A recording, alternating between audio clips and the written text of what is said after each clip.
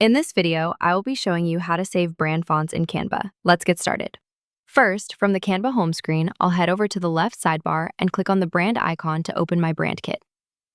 Once the dashboard loads, I'll look at the side menu and select the Fonts category.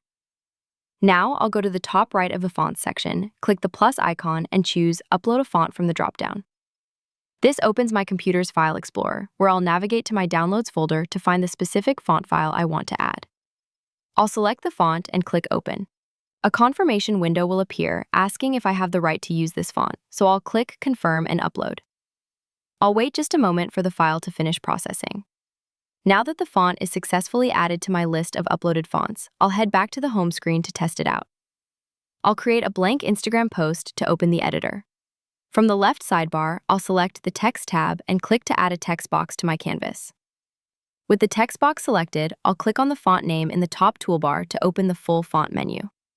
I'll scroll down past the recommended styles and my brand kit until I reach the uploaded fonts section. There is the new font I just uploaded, so I'll click it to apply the style. I can now adjust the size and position of my text, knowing my custom brand font is ready to use for any future project. That is how you save and use custom brand fonts in Canva.